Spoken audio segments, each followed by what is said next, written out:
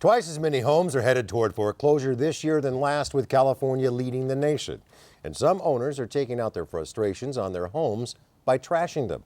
Tonight, CBS 2's Dave Malkoff introduces us to the crews hired to clean up after them and why they say it's the worst job they ever loved.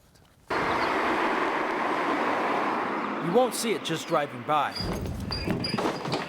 You need to look closer. Life just ends up getting to be a little bit too much for people. Beyond the heartache. Why can't you just weed whack it down? Past the uncut lawns. Find all kinds of weird stuff. You'll find what real estate agents call a trash out. You can tell if they're angry. It's a foreclosed home left as is. Looks like somebody was sleeping downstairs while they were trying to box stuff up upstairs, possibly. Analysts now put California's foreclosure rate at a 16-year high. Working 7 days a week right now. But the people who clean up the physical mess left behind don't need the numbers. They'll leave stuff in the cabinets. They'll leave food in the ovens. They're up to their eyeballs in reality. Any kind of food, canned goods. Foreclosure hit hard in this house. So she basically described it as she left a few things behind.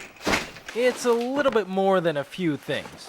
You guys have a tall box over there? You can put this in? And trash outs are more common than you think. About 80% of all foreclosed homes need a professional cleaning crew. Toss these over in that other box. Like Linda Hall's growing company. Looks like the last person out not only left her hair extensions on the bathroom floor, Somebody's check. she left a $100 check behind as well. You can also tell she had kids. That's the sad part about it. You know, like the little bicycle license plates and things like that. Now here's the story on this house. There were renters in here, and the owner actually went into foreclosure. Sometimes when the renters are in the house, they don't even know this is happening until someone comes to change the lock. On those kind of situations, your hands are tied. I mean, there's nothing you can really do. And then we've seen a lot of damaged homes as well, where people just do damage for the sake of doing damage. This crew has seen plenty of that, neglected animals as well. Okay, I found cats in houses locked up, fish in aquariums where the water's been down to this level and no food.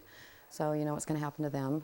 Koi in a pond that's drying up and the koi are gasping for air. Staying above water is tough. This is what happens when families are forced out of a house and into a smaller apartment. The storage anymore is just about as much as some of the rents on apartments. Stuff that you can use sometimes at home, flat screen TVs people leave behind. The usable stuff goes to charity, relocated, just like millions of families. I really hope a lot of times that the market does change. But many experts agree that could be a while. We're still seeing a lot of foreclosures coming down the pipe.